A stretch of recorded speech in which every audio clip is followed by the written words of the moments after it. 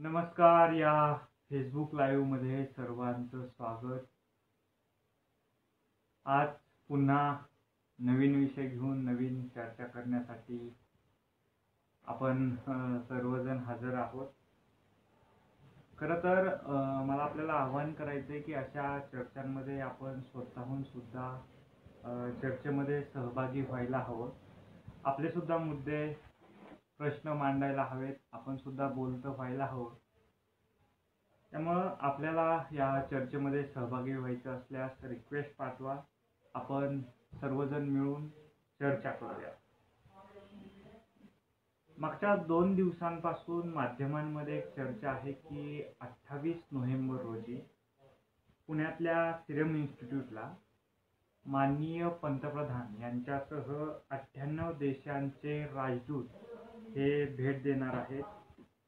ही भेट एकूणच कोरोनाची जी काही लस आहे ती जी अंतिम टप्प्यामध्ये आलेली आहे आणि या लस बाबत माहिती घेण्यासाठी ते येणार आहेत. त्याबाबत या इन्स्टिट्यूटला ती भेट असणार आहे.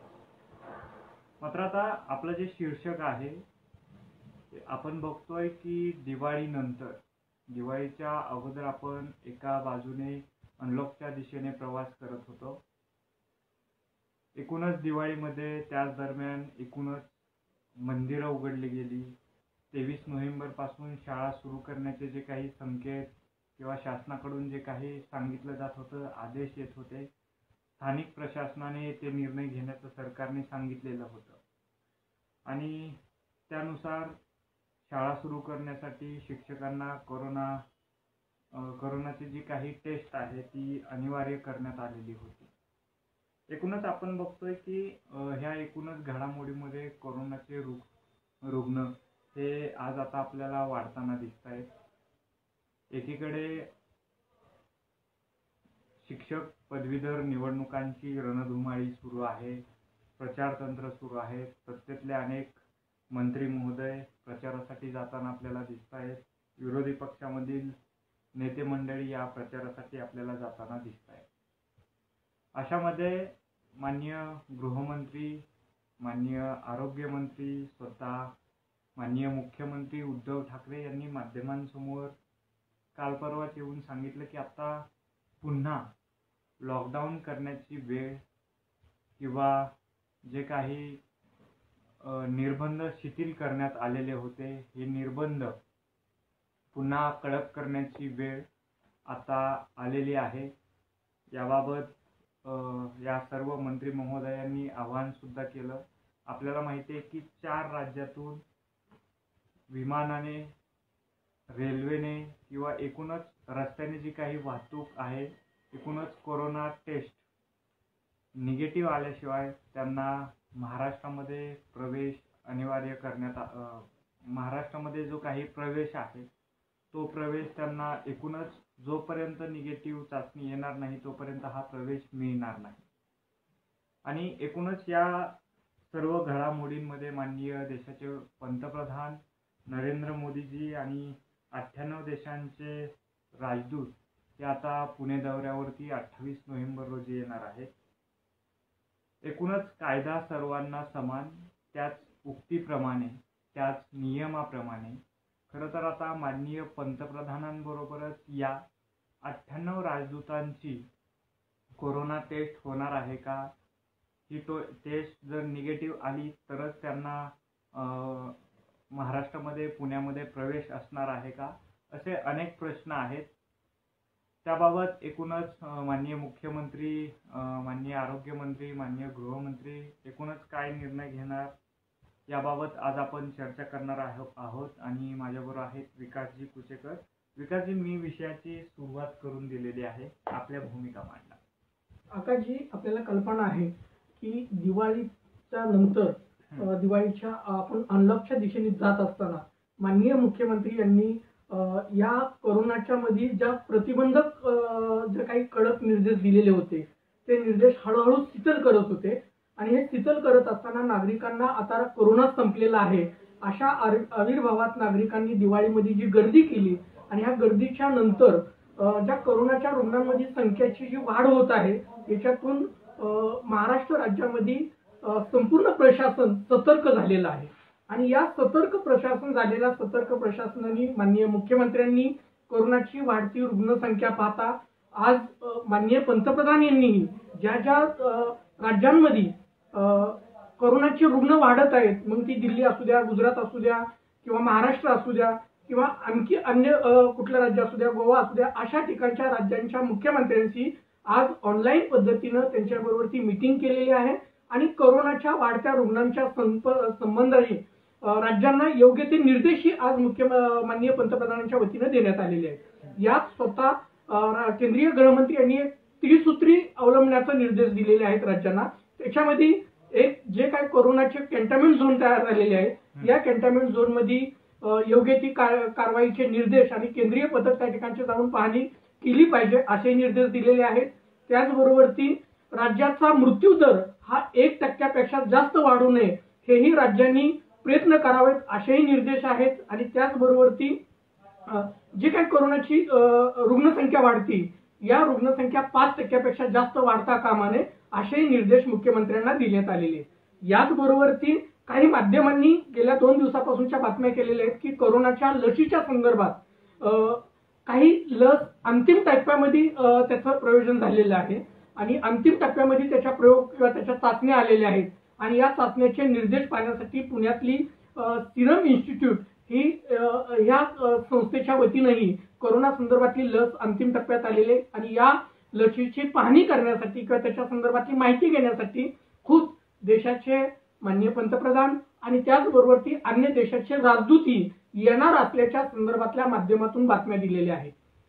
ह्या बातम्या येत असतानाच राज्याचे गृहमंत्री यांनी मीडियाच्या समोर येऊन एक विधान केलेलं होतं. ते विधान असं होतं की दिल्ली, राजस्थान, गुजरात आणि गोव्यावरून येणारे जे प्रवासी आहेत, मग ती विमानाच्या मार्गाने असू द्यात किंवा रेल्वे मार्गाने असू द्यात किंवा बाय रोडने येणारे प्रवासी असू द्यात, या प्रवाशांनी स्वतः समोर RT-PCR या नावाची जी काही कोरोना नावाची टेस्ट आहे, ही टेस्टचे रिपोर्ट स्वतःसमोर बाळगले पाहिजेत.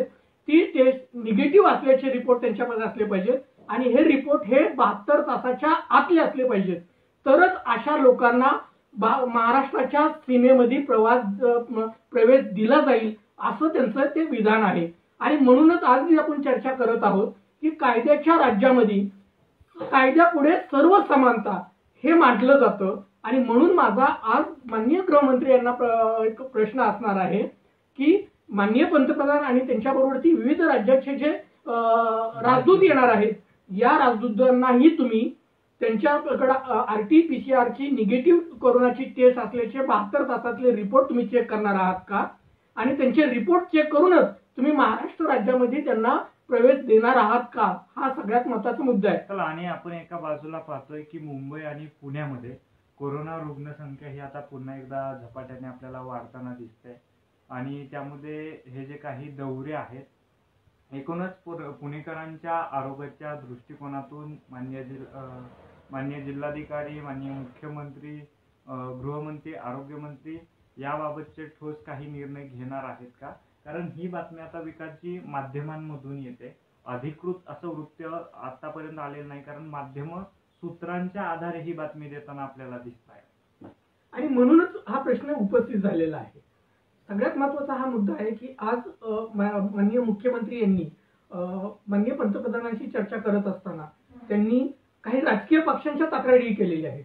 त्या तक्रारीमध्ये ते असं म्हणत आहेत की कोरोनाच्या काळामध्ये काही राजकीय पक्ष हे नौटंकी करत आहेत आणि हे नौटंकी करून किंवा आंदोलन हे ते रस्त्यावर उतरून या कोरोनाच्या रुग्णसंख्या वाढण्यामध्ये त्यांचा आम्हाला कंट्रोल करायला अडचण येते. त्या पद्धतीने माननीय पंतप्रधानांनीच अशा राजकीय पक्षांना समज देण्यात येईल ही मागणी त्याच्यामध्ये केलेली आहे.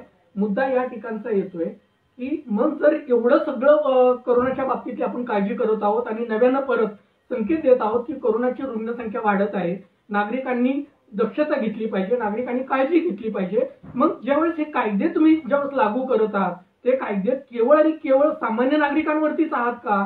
राजकीय पक्षांना ते कायदे लागू होत नाहीत का? कारण आता महाराष्ट्रामध्ये शिक्षक पदवीधर ची निवडणूक आहे.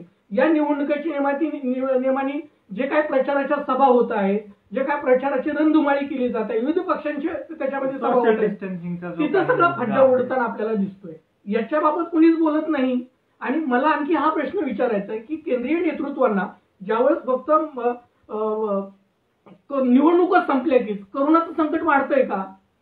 ज्या वेळेस बिहारच्या निवडणुका होत्या त्यावेळेस करोना नव्हता का?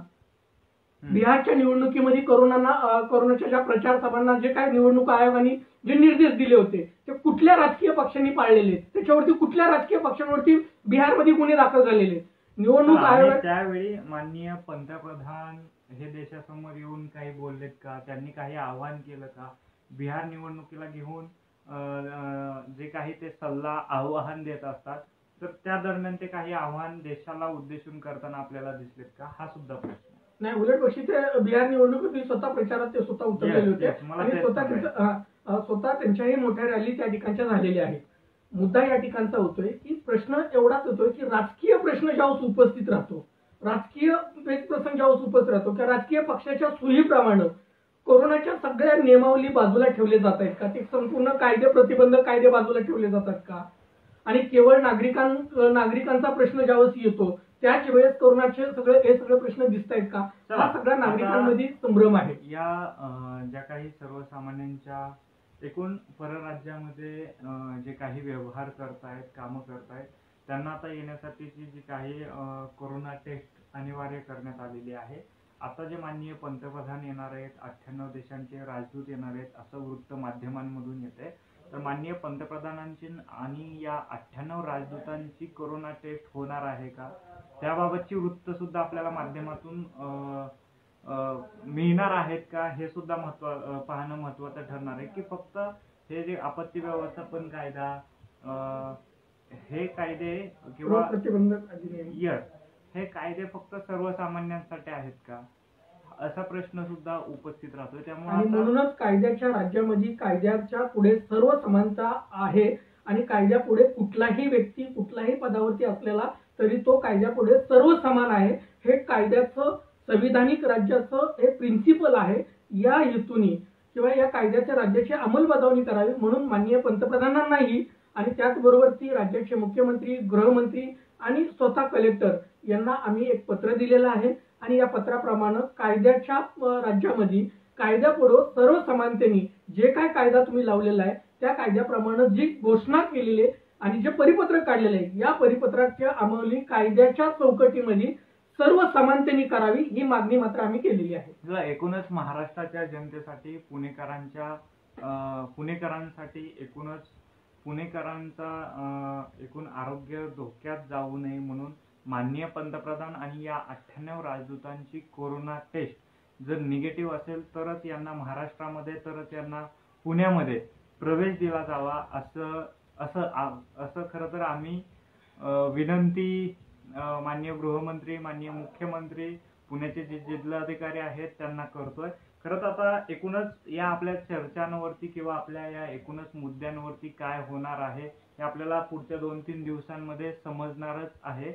आजच्या या विषयामध्ये मला वाटतं मला आणखी एक आव्हान करायचं आपला हा विषय संपवत असताना की आपण जरी या सगळ्या गोष्टी बोलत असलो की सामान्यांसाठीच कायदे फक्त आहेत, मात्र माझं हेही म्हणणं आहे की ज्यावेळेस आपण हक्क आणि अधिकाराच्या गोष्टी करतो त्याच वेळेस प्रत्येक नागरिकांचं कर्तव्य हेही तेवढंच महत्वाचं आहे. आणि म्हणूनच शासनाच्या वतीनं, आरोग्य विभागाच्या वतीनं, माननीय पंतप्रधानांच्या वतीनं, माननीय गृहमंत्र्यांच्या वतीनं जे काही शासनाला आपण नागरिकांना कोरोनाच्या संदर्भात निर्देश दिले जात आहेत ते निर्देश आपण पाळले पाहिजेत. बऱ्याचशा लोकांकडनं आज पुण्यामध्ये फिरत असताना मास्क लावला जात नाही किंवा सोशल डिस्टन्सिंगचं पालन होत नाही. हे आपण सगळेजण जेव्हा हक्क मागतोय, अधिकाराच्या गोष्टी करतोय, कायद्यापुढे सर्वसमानतेच्या गोष्टी करतोय तर आपल्या कर्तव्याची ही जाणीव ठेवून आपण कर्तव्य पालन करावं एवढं आव्हान मी तुमच्या या माध्यमातून करतो. चला, एकूणच या 98 राजदूतांची आणि माननीय पंतप्रधानांची कोरोना टेस्ट निगेटिव्ह आल्यानंतरच